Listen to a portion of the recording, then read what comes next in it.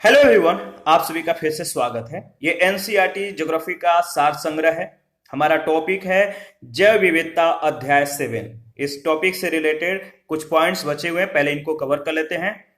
तो देखिए, पिछला सेशन में हम लोगों ने गंगा नदी डॉल्फिन संरक्षण के संबंध में डिस्कस किया था, तो दोबारा से इसको रिवीजन कर लेते हैं।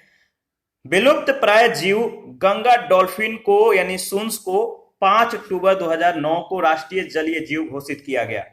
यह भारत में गहन संकटग्रस्त प्रजातियों के अंतर्गत वन्य जीव संरक्षण अधिनियम 1972 के अनुसूची 1 में शामिल है।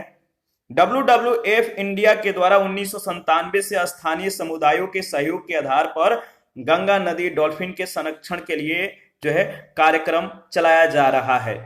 देखिए, बिहार के भागलपुर जिले में सुल्तानगंज से कहलगांव के मध्य गंगा नदी क्षेत्र में विक्रमशिला गंगा डॉल्फिन अभ्यारण्य की स्थापना की गई है, जो गंगा डॉल्फिन का एशिया में एकमात्र सुरक्षित आवास है।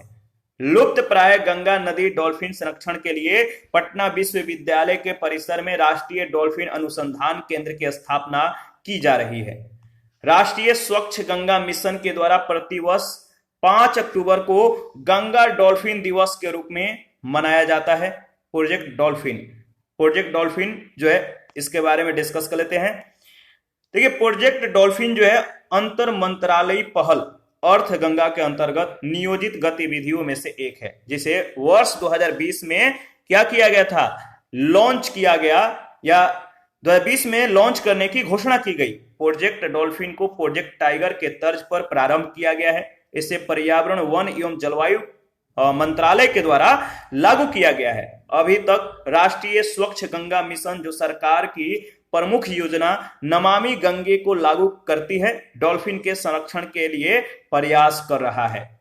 गंगा नदी डॉल्फिन दृष्टिहीन होती हैं। जो गंगा नदी डॉल्फिन होती हैं वो दृष्टिहीन होती हैं, देख नहीं पाती हैं, जो प्राश्रव्य ध्वनियों का उत्सर्जन करके शिकार करती हैं। यह केवल मीठे या ताजे जल में रह सकती हैं। इन्हें सुसु भी कहा जाता है।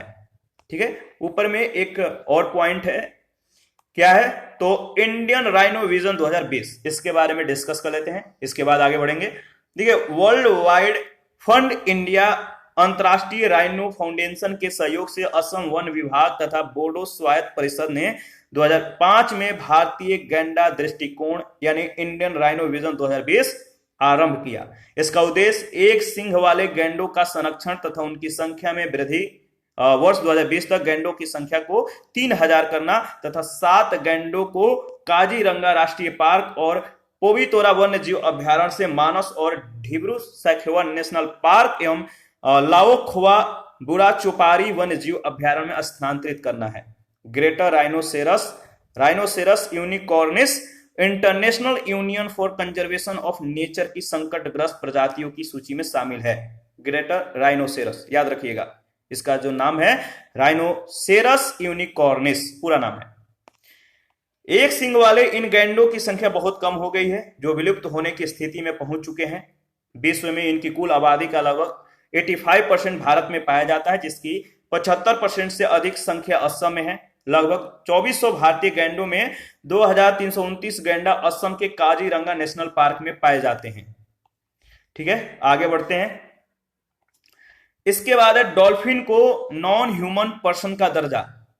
डॉल्फिन को नॉन ह्यूमन पर्सन का दर्जा जो दिया गया, इसके बारे में देख लेते हैं। केंद्र सरकार ने 3 मई 2013 को जलीय जीव डॉल्फिन को नॉन ह्यूमन पर्सन का दर्जा दिया। ऐसा करने वाला भारत विश्व का चौथा देश है। इससे पहले कोस्टारिका, हंगरी और चिली डॉल्फिन को नॉन ह्यूमन पर्सन का दर्जा दे चुके हैं। तो कोस्टारिका, हंगरी, चिली के बाद भारत का स्थान है। भारत की पहली डॉल्फिन वेधशाला बिहार सरकार के भागलपुर जिले में विक्रमशिला गंगा डॉल्फिन अभ्यारण्य में गंगा नदी डॉल्फिन के लिए भारत की पहली वेधशाला यानी ऑब्जर्वेटरी स्थापित कर रही है। इसका निर्माण 2021 में पूर्ण करने का लक्ष्य रखा गया था।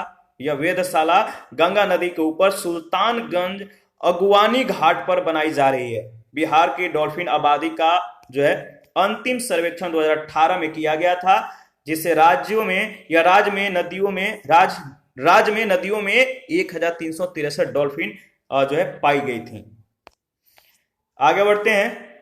इसके बाद है भारत में प्रथम डुगोंग संरक्षण रिजर्व, बहुत ही इंपॉर्टेंट है, यहां से प्रश्न कई बार पूछे गए हैं, यूपीएससी में भी यहां से प्रश्न पूछे गए हैं कई बार। तो देखिए 3 सितंबर 2021 को तमिलनाडु सरकार ने पाक खाड़ी में डुगोंग के लिए भारत के पहले संरक्षण रिजर्व की स्थापना करने का निर्णय लिया है। डुगोंग, जिसे समुद्री गाय सी काऊ भी कहा जाता है, शाकाहारी स्तनपायी की एकमात्र मौजूदा प्रजाति है। यह सिरेनिया, याद रखिएगा, यह सिरेनिया श्रेणी की 4 जीवित प्रजातियों में से एक है जिनकी आयु लगभग 25 वर्ष होती है। यह वन्य जीव संरक्षण अधिनियम 1972 के अंतर्गत अनुसूची वन, जबकि आईयूसीएन की रेड लिस्ट में वनरेबल के रूप में सूचीबद्ध है, संवेदनशील के रूप में सूचीबद्ध है। भारत में ये केवल मन्नार के खाड़ी, अंडमान निकोबार द्वीप समूह और कच्छ के खाड़ी क्षेत्र में पाए जाते हैं। याद रखिएगा। वन्य जीव संरक्षण परियोजना, इसके बारे में डिस्कस करेंगे। जो परियोजनाएं हैं, जो महत्वपूर्ण तथ्य है, जो प्रारंभ वर्ष है, जैसे बाघ परियोजना का जो प्रारंभ वर्ष है 1973। महत्वपूर्ण तथ्य क्या है? तो बाघों की संख्या में कमी को रोकना, उनकी संख्या में वृद्धि करना, इसका महत्वपूर्ण जो है उद्देश्य है। गेंद संरक्षण परियोजना 2006, इसका जो महत्वपूर्ण उद्देश्य है तीव्रता से लुप्त होते गेंधों को बचाना। गेंधों की मृत्यु का कारण पशुओं में दी जाने वाली डिक्लोफेनाक नामक दवा है, जिसकी इस पे जो है प्रतिबंध लगाना। गिर सी परियोजना का जो शुभारंभ वर्ष है 1973 है।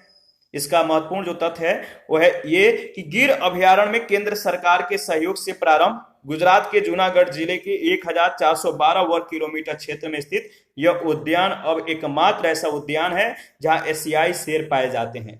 हाथी परियोजना, इसका प्रारंभ वर्ष 1992 है। केंद्र सरकार के द्वारा 17 दिसंबर 1992 को झारखंड के सिंहभूम जिले से प्रारंभ की गई भारत के प्रमुख हाथी संरक्षित क्षेत्र पेरियार अभयारण्य केरल, मानस अभयारण्य एवं काजीरंगा राष्ट्रीय उद्यान असम में, राजाजी राष्ट्रीय उद्यान एवं जिम कार्बेट राष्ट्रीय उद्यान जो उत्तराखंड में है। कस्तूरी मृग परियोजना 1970, उद्देश्य क्या है? तो कस्तूरी मृग के संरक्षण के लिए आईयूसीएन के सहयोग है, इससे उत्तराखंड के केदारनाथ अभयारण्य में वर्ष 1970 में प्रारंभ कस्तूरी केवल नर मृग में पाई जाती है। ये मृग हिमाचल प्रदेश की चंबा घाटी से लेकर सिक्किम तक के हिमालयी क्षेत्रों में पाए जाते हैं। इसके बाद है लाल पंडा परियोजना 1996 प्रारंभ वर्ष। जो महत्वपूर्ण तथ्य है क्या है? तो विश्व प्रकृति निधि के सहयोग से पद्मजा नायडू हिमालयन प्राणी उद्यान में प्रारंभ। ठीक है। लाल पंडा सिक्किम अरुणाचल प्रदेश केट बियर के नाम से प्रसिद्ध है। ठीक है। और दार्जिलिंग के जंगलों में पाया जाता है, तो अरुणाचल प्रदेश में ये केट बियर के नाम से जाना जाता है। थामिन मृग परियोजना 1977, थामिन मृग मणिपुर में पाए जाते हैं, विश्व के दुर्लभ स्तनधारियों में से एक है। कछुआ संरक्षण परियोजना 1975, इसका जो महत्वपूर्ण तथ्य है उड़ीसा के भीतरकनिका में पाए जाने वाला ओलिव रिडले कछुआ दक्षिणी अमेरिकी कछुआ की प्रजाति है। इसके बाद है गैंडा परियोजना 1987, यह एक सींग वाला गैंडा केवल भारत में पाया जाता है। यह एक सींग वाला गैंडा है, यह भारत में मिलता है। जो गैंडा परियोजना है इसमें एक सींग वाले गैंडा पाए जाते हैं जो केवल भारत में पाए जाते हैं। असम के मानस अभयारण्य और काजीरंगा उद्यान और पश्चिम बंगाल का जो जल्दापारा अभयारण्य है, यहाँ पे गेंडों की संख्या जो है मुख्य रूप से पाई जाती है। ये जो अभयारण्य है ये गेंडों की मुख्य शरण स्थली है। घड़ियाल प्रजनन परियोजना, इसका शुभारंभ जो वर्ष है 1975। जो महत्वपूर्ण फैक्ट है वो ये है कि भारत सरकार ने संयुक्त राष्ट्र विकास कार्यक्रम की सहायता से 1975 से उड़ीसा से यह परियोजना जो है प्रारंभ की गई और इस परियोजना का विस्तार कुकरैल लखनऊ जो कि उत्तर प्रदेश में है, तो कुकरैल राजस्थान, मध्य प्रदेश, महाराष्ट्र, अंडमान, असम, बिहार व नागालैंड में भी किया गया है। याद रखिएगा। इसके बाद है प्रमुख संरक्षित क्षेत्र और संबंध प्रजातियां, जैसे जो दंपा बाघ आरक्षित क्षेत्र है ये मिजोरम है, यहाँ की जो प्रजातियां जो है वो है बाघ। मानस बाघ आरक्षित क्षेत्र असम में है, यहाँ पे पिग्मी हॉक, गैंडा और हाथी मिलते हैं। काजीरंगा राष्ट्रीय उद्यान असम में है, यहाँ पे जो प्रजातियां पाई जाती है गैंडा, बाघ, हाथी। केयूबुल लामजाओ अभयारण्य मणिपुर में है, यहाँ पे जो है लंगाई हिरण मिलता है। हाकिम अभयारण्य नागालैंड में है, यहाँ पे बाघ, घड़ियाल, हाथी मिलते हैं। इंटाकी राष्ट्रीय उद्यान में स्तनपाई मिलते हैं, ये नागालैंड में है। मुरलेन राष्ट्रीय उद्यान मिजोरम में, यहाँ पे भी स्तनपाई पाई जाती है। नामदफा राष्ट्रीय उद्यान आंध्र प्रदेश, स्तनपाई। नामेरी राष्ट्रीय उद्यान असम, स्तनपाई। फांगपुइया ब्लू माउंटेन मिजोरम, स्तनपाई। कार्बी राष्ट्रीय उद्यान नागालैंड में है, यहाँ पे स्तनपाई और पंछी दोनों मिलते हैं। पद्मजा नायडू हिमालयी जंतु उद्यान पश्चिम बंगाल में है, यहाँ पे लाल पंडा पाया जाता है। गुमटी वन्य जीव अभ्यारण्य त्रिपुरा में है, यहाँ पे हाथी और सरीसृप मिलते हैं। हुलॉक गिबन अभ्यारण्य यह असम में है, यहाँ पे हुलॉक गिबन मिलता है। सेसा आर्किड उद्यान यह अरुणाचल प्रदेश में है, यहाँ पे आर्किड मिलते हैं। कच्छ का रण ये गुजरात में है, यहाँ पे जंगली गधा। काजीरंगा यह असम में है, यहाँ पे एक सिंग वाले गैंडे। जल्दापरा यह असम में है, यहाँ भी एक सिंग वाले गैंडे मिलते हैं। दाची गाम ये जम्मू कश्मीर में है, यहाँ पे सफेद भालू पाए जाते हैं। गिर ये गुजरात में है, यहाँ पे एशियाई शेर मिलते हैं। वन विहार उद्यान मध्य प्रदेश में, यहाँ पे सफेद बाघ मिलते हैं, व्हाइट टाइगर मिलता है। रेगिस्तान उद्यान ये राजस्थान में है, यहाँ पे ऊंट मिलते हैं। केवलादेव राष्ट्रीय उद्यान जो है ये राजस्थान में है, यहाँ पे साइबेरिया जो साइबेरियन सारस हैं ये पाए जाते हैं। राजाजी राष्ट्रीय उद्यान उत्तराखंड में है, यहाँ पे हाथी मिलते हैं। ग्रेट हिमालयन उद्यान हिमाचल प्रदेश में, यहाँ पे कस्तूरी मृग मिलता है। मरुभूमि उद्यान जो है ये भी राजस्थान में है, और यहाँ पे ग्रेट इंडियन बस्टर्ड पाए जाते हैं। इसके बाद है सुल्तानपुर उद्यान हरियाणा में, यहाँ पे सारस क्रेन मिलते हैं। चिल्का अभ्यारण्य उड़ीसा में है, यहाँ पे फ्लेमिंग चिड़िया मिलती है। और रंगन थिट्टू अभ्यारण्य ये कर्नाटक में है, यहाँ पे नागराज पंछी मिलता है, याद रखिएगा। देखिए लिविंग प्लेनेट रिपोर्ट 2020 के अनुसार अगर बात करें तो living planet report 2020 world wild life fund WWF के द्वारा जारी लिविंग प्लेनेट रिपोर्ट 2020 के अनुसार पिछले आधी आबादी में कशेरुक प्रजातियों की जनसंख्या में बड़े स्तर पर कमी आई है। इस रिपोर्ट के अनुसार 1970 से वर्ष 2016 के मध्य वैश्विक कशेरुक प्रजातियों की जनसंख्या में औसतन 68% की जो है कमी दर्ज की गई है, जो एशिया प्रशांत क्षेत्र में 45% है। सर्वाधिक कमी अमेरिका के उष्णकटिबंधीय उपभागों में दर्ज की गई है, जो लगभग 94% है। मीठे जल की प्रजातियों की जनसंख्या में वर्ष 1970 के बाद से औसतन 84% की कमी आई है, जो विशेष रूप से लैटिन अमेरिका और कैरिबियन देशों में 4% है। IUCN मीठे जल की प्रजातियों में से लगभग 1/3 प्रजातियों के लुप्त होने का खतरा है। आकार के संदर्भ में अगर बात करें तो मेगाफौना या बड़ी प्रजातियां अधिक असुरक्षित हैं, क्योंकि उन पर मानव जाति या मानव जनित खतरा एवं अत्यधिक दोहन का संकट है। 1970 के बाद से पारिस्थितिकीय पदचिह्न इकोलॉजिकल फुटप्रिंट पृथ्वी की पारिस्थितिकी के पुनरुत्पादन की दर से अधिक है। वर्तमान में मानव की मांग पृथ्वी की पारिस्थितिकी के पुनरुत्पादन की दर के तुलना में 1.56 गुना अधिक है। लिविंग प्लैनेट इंडेक्स देखिए, लिविंग प्लैनेट इंडेक्स विश्व में प्रजातियों की कशेरुकी आबादी में होने वाले परिवर्तनों के आधार पर वैश्विक जैविक विविधता की स्थिति का संकेतक है। यह institute of zoological society of London के द्वारा जो है जारी किया जाता है। 1826 में स्थापित जूलॉजिकल सोसाइटी ऑफ लंदन वन्य जीव संरक्षण के लिए कार्य करने वाला एक इंटरनेशनल कंजर्वेशन चैरिटी है। देखिए, सर्वप्रथम 1998 में इसे प्रकाशित किया गया था। यह रिपोर्ट 2 वर्ष में जो है प्रत्येक 2 वर्ष में प्रकाशित की जाती है। कच्छ वनस्पतियां या मैंग्रोव, देखिए ये उष्ण कटिबंधीय और उपोष्ण कटिबंधीय प्रदेशों के समुद्र पक्ष जलों यानी बैक वाटर्स, मुहानों, देखिए क्षारीय दलदलों वह जो है क्षारीय जो दलदले हैं वह दलदली मैदानों की विशिष्ट पारिस्थितिकी वाले क्षार सहवानिकी क्षेत्र हैं। ये बड़ी संख्या में पौधे और जीव जंतुओं की ऐसी प्रजातियों के संग्रहण क्षेत्र हैं जिनमें क्षार सहन करने की उल्लेखनीय क्षमता होती है। ये समुद्री जल की उर्वरता बढ़ाते हैं, मृदा अपरदन को रोकते हैं, समुद्री तूफानों की तीव्रता को कम करते हैं, समुद्री सूक्ष्म जीवों के लिए नर्सरी का काम करते हैं। भारत में मैंग्रोव वनस्पतियां विश्व का लगभग 3.3% हैं और ये तटीय राज्यों और केंद्र शासित प्रदेशों में लगभग 4,992 वर्ग किलोमीटर क्षेत्र में फैली हुई है, जिनका लगभग आधा भाग पश्चिम बंगाल के सुंदरवन में फैला हुआ है।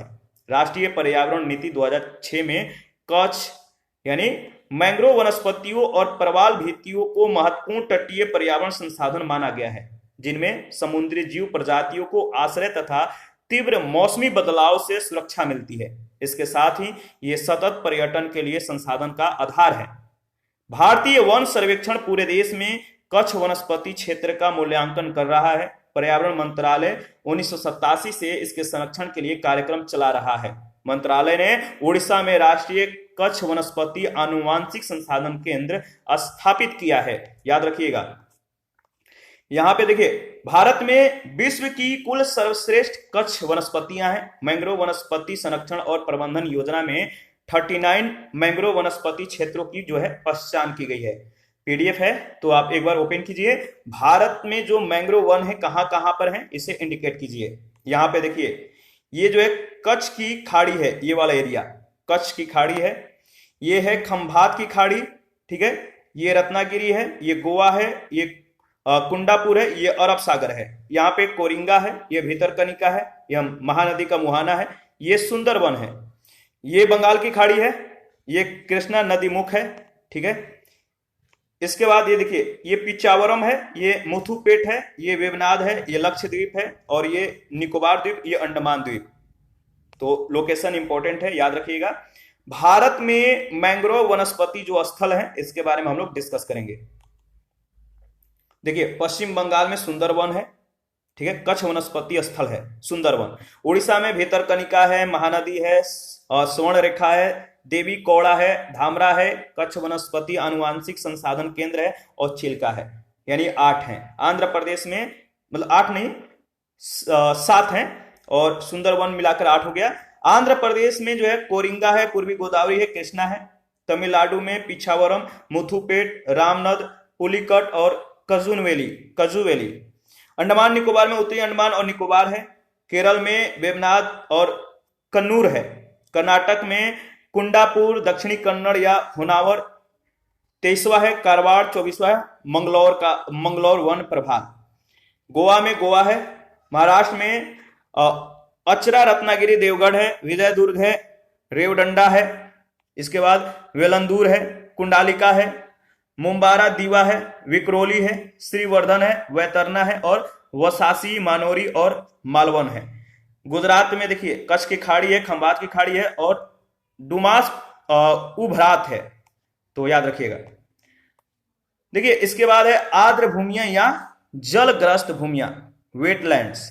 जलग्रस्त भूमि ऐसे दलदली या पानी वाले क्षेत्र हैं जहां वर्ष भर या वर्ष के एक हिस्से में प्राकृतिक या कृत्रिम रूप से शांत या बहता हुआ मीठा या खारे पानी वाला समुद्री या गैर समुद्री ऐसा जल जमाव क्षेत्र हो जिसकी गहराई 6 मीटर से अधिक नहीं हो, ठीक है। तो जलग्रस्त भूमि ऐसे होते हैं। अधिकांश जलग्रस्त भूमि प्रत्यक्ष या अप्रत्यक्ष रूप से गंगा, ब्रह्मपुत्र, नर्मदा, कावेरी, ताप्ती और गोदावरी जैसी बड़ी नदियों से जुड़ी हुई है। जलग्रस्त भूमि की निम्न विशेषताएं होती हैं, ठीक है। पहला विशेषता, यह कीट पतंगों, जंतुओं, पौधों की अनेक दुर्लभ प्रजातियों का जो है निवास स्थान होती है। दूसरा जो है, पारिस्थितिकी व्यवस्था बनाए रखते हुए ये पोषक तत्वों का पुनर्निर्माण व जहरीले तत्वों को निष्क्रिय करती है, इसीलिए इसे प्रकृति का गुर्दा, किडनी ऑफ नेचर भी कहा जाता है। यह अवसादों को रोककर नदियों में गाद के जमाव को कम करती है या बाढ़ के प्रभाव को कम करती है, मिट्टी के कटाव यानी मृदा अपरदन को रोकती है। 1971 में जलग्रस्त भूमि के संरक्षण के लिए बहुपक्षीय अंतर्राष्ट्रीय समझौता हुआ था, जिसे रामसर सम्मेलन के नाम से जाना जाता है। रामसर सम्मेलन, ईरान। तो याद रखिएगा, इंपॉर्टेंट है।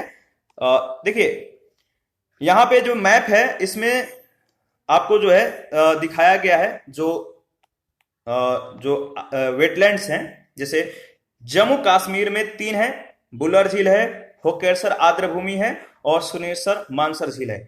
लद्दाख में 2 है, तसोकार आर्द्र भूमि और तसो मोरिरी झील। हिमाचल प्रदेश में 3 है, रेणुका है, चंद्रताल है, और पुंग डैम है।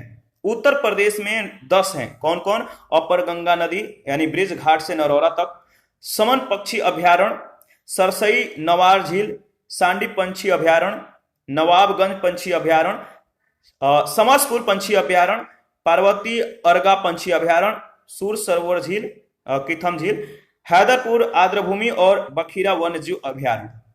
उत्तराखंड में जो है आपका आप देख सकते हैं उत्तराखंड में एक है आसन आर्द्रभूमि, बिहार में कांवर झील है, याद रखिएगा। पंजाब में 6 है, ब्यास कंजर्वेशन रिजर्व, कांजली झील, हरिके झील, नांगल वन्यजीव अभयारण्य, रोपण झील और केशोपुर मियानी सामुदायिक रिजर्व। हरियाणा में 2 हैं, कौन कौन से हैं? तो सुल्तानपुर राष्ट्रीय पार्क है और भिंडावास वन्यजीव अभयारण्य है। उत्तर प्रदेश में आपको मालूम है कितने हैं? उत्तर प्रदेश में याद रखिएगा, बताइए 10 हैं। हम लोगों ने कुछ ही सेकंड पहले डिस्कस किया था। मध्य प्रदेश में 1 है भोज आर्द्रभूमि, असम में दीपोर है, मणिपुर में लोकटक झील है, त्रिपुरा में रुद्र सागर झील है, पश्चिम बंगाल में 2 हैं, पूर्वी आर्द्रभूमि और सुंदरवन आर्द्रभूमि। उड़ीसा में जो है आपका 2 हैं, भेतरकनिका और चिल्का। आंध्र प्रदेश में 1 है, कोलेरू झील है। और तमिलनाडु में जो है आपका 1 है, पॉइंट कैलिमर वन्यजीव एवं पंछी अभ्यारण्य वन्यजीव।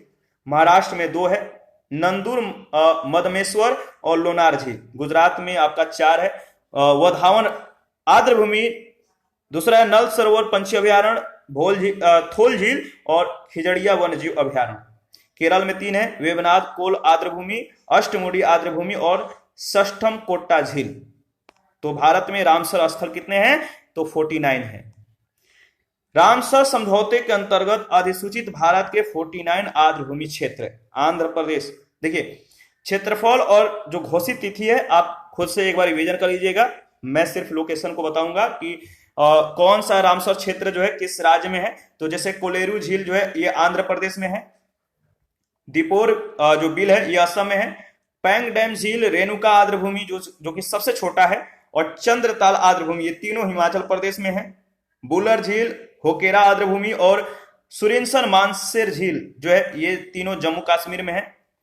इसके बाद तसो मोरारी झील, तसोकार आर्द्रभूमि कॉम्प्लेक्स ये दोनों लद्दाख में है। अष्टमुदी, षष्ठम कोट्टा और वेवनाथ कोल आर्द्रभूमि ये तीनों केरल में है। मध्य प्रदेश में 1 है भोज आर्द्रभूमि, मणिपुर में 1 है लोकटक झील, उड़ीसा में 2 है चिल्का झील और भितरकनिका मैंग्रोव।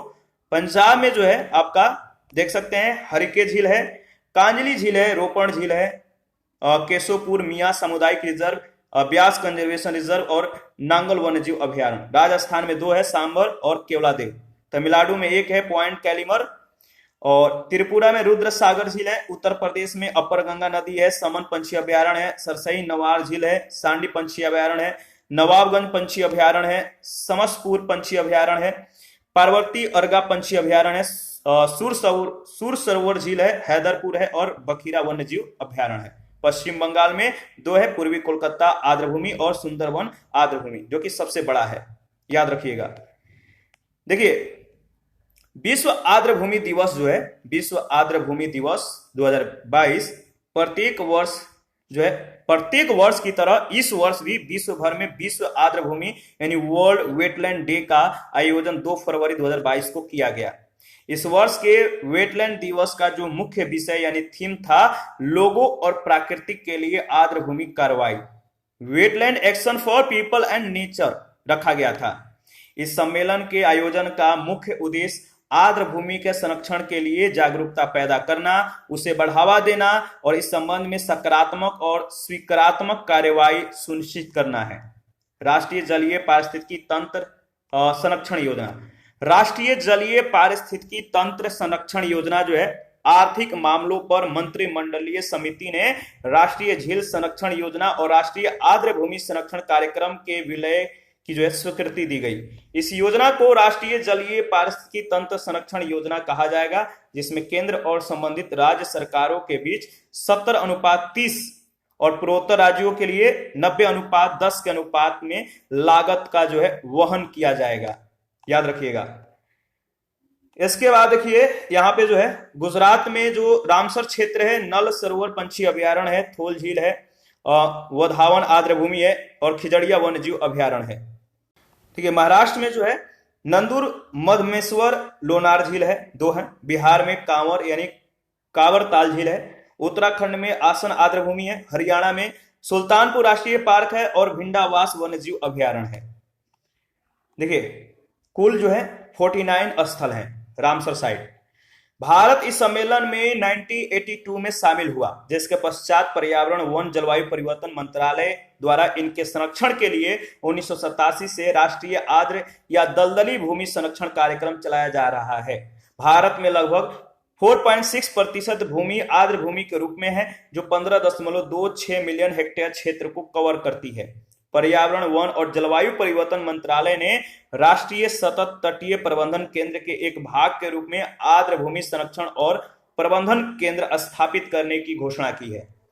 वर्तमान में आर्द्र भूमियों का विनियमन आर्द्र भूमि संरक्षण और प्रबंधन नियम 2017 के अंतर्गत किया जाता है। 2010 में केंद्रीय आर्द्र भूमि नियामक प्राधिकरण के लिए बनाए गए नियमों को वर्ष 2017 में राज्य स्तरीय निकायों के साथ परिवर्तित किया गया और सलाहकार की जो भूमिका है इसमें एक राष्ट्रीय आर्द्र भूमि समिति का गठन किया गया।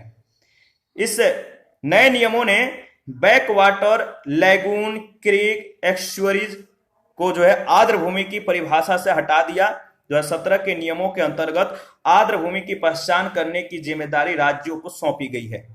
परवाल भित्तियां या मूंगे की चट्टानें, इसके बारे में डिस्कस करेंगे। परवाल उष्णकटिबंधीय महासागरीय जल में मिलने वाला एक जीव होता है, जिसे याद रखिएगा, जिसे सिलिंट्रेटा पॉलिप कहा जाता है। यह एक उपोष्ण कटिबंधीय समुद्री सूक्ष्म जीव है, जिसके लिए निम्न भौगोलिक दशाएं अनुकूल होती है। 20 से 21 डिग्री सेंटीग्रेड तापमान होना चाहिए, 60 से 70 मीटर तक गहरा जल, स्वच्छ जल और कम लवणीय जल, यानी 40% से कम लवण होना चाहिए। इसके लिए अनुकूल दशाएं इंपॉर्टेंट है। इसके बाद देखिए, मन्नार की खाड़ी, पाक की खाड़ी और अंडमान निकोबार द्वीप समूह में परवाल भित्तियां पाई जाती हैं। कच्छ की खाड़ी में तटीय परवाल भित्तियां कह सकते हैं कि जो कच्छ की खाड़ी है इसमें तटीय परवाल भित्तियां और लक्षद्वीप में परवाल वलय यानी एटोल भित्तियां पाई जाती हैं। संरक्षण और प्रबंधन के लिए 4 क्षेत्रों में परवाल भित्तियों की पहचान की गई है। पहला है मन्नार की खाड़ी, दूसरा है अंडमान निकोबार द्वीप समूह, तीसरा है लक्षद्वीप, चौथा है कच्छ की खाड़ी। याद रखिएगा, भारतीय परवाल भित्ति क्षेत्र लगभग 2375 वर्ग किलोमीटर है। परवाल विरंजन की समस्या से निपटने के लिए पर्यावरण मंत्रालय ने राष्ट्रीय परवाल भित्ति अनुसंधान केंद्र अंडमान निकोबार द्वीप समूह के पोर्ट ब्लेयर में स्थापित किया है। देखिए, वर्ष 2018 को विश्व परवाल भित्ति वर्ष के रूप में मनाया गया। कोरल ब्लीचिंग क्या है? कोरल ब्लीचिंग परवाल पर आवास के दृष्टि से अधिक आश्रित जूजैंथले शैवाल, कौन से? जूजैंथले शैवाल जब पर्यावरणीय कारणों से उसे पृथक हो जाते हैं तो परवाल अपने वास्तविक रंग में आ जाता है, सफेद रंग में आ जाता है, जिसे कोरल ब्लीचिंग या परवाल विरंजन की उपमा दी जाती है। देखिए, वस्तुतः प्रकाश की तीव्रता बढ़ने से या ग्लोबल वार्मिंग के कारण जूजैंथले में प्रकाश संश्लेषण की जो दर है वो अत्यधिक तीव्र हो जाता है, जिसे संतुलित रखने के लिए या तो परवाल जूजैंथले को अपने से पृथक कर देता है या जूजैंथले अपने रंगीन क्लोरोफिल की मात्रा को कम कर देता है। दोनों ही स्थितियों में परवाल में पोषक तत्व कम हो जाते हैं और अपने वास्तविक रंग यानी सफेद दिखाई देने लगता है, जिसे परवाल विरंजन कहा जाता है। इसी के साथ आज का सेशन समाप्त करते हैं। नेक्स्ट सेशन में अफवाह तंत्र के बारे में डिस्कस करेंगे। देखिए, जो अफवाह तंत्र है ये बहुत ही इंपॉर्टेंट टॉपिक है, इसको अच्छे से हम लोग डिस्कस करेंगे। तो आप लोग अपना जो प्रतिक्रियाएं हैं देते रहिए। आपके प्रतिक्रियाओं का हमें बेसब्री से इंतजार रहता है। और जिन लोगों ने Telegram channel, Telegram quiz group, Facebook page, Instagram को ज्वाइन नहीं किया, वीडियो के डिस्क्रिप्शन बॉक्स में उसका लिंक है, आप ज्वाइन कर सकते हैं। और जिन लोगों ने अभी तक पीडीएफ नहीं लिया है, चाहे घटना चक्र का हो या महेश वर्णवाल एनसीईआरटी सार संग्रह का हो, अगर आपको चाहिए तो चैनल का जो डिस्क्रिप्शन बॉक्स है, डिस्क्रिप्शन बॉक्स है, वहां पे लिंक दिया गया टेलीग्राम का, टेलीग्राम क्विज ग्रुप का, फेसबुक पेज का, इंस्टाग्राम का। आप ज्वाइन करके वहां पे जो अपडेट्स है प्राप्त कर सकते हैं, या चैनल के कम्युनिटी बॉक्स में भी आप जाकर पीडीएफ से रिलेटेड जो अपडेट दिया गया है वहां से आप प्राप्त कर सकते हैं और पीडीएफ को प्राप्त कर सकते हैं। तो थैंक यू, मिलते हैं नेक्स्ट सेशन में, अभी के लिए इतना ही, हमें इजाजत दीजिए।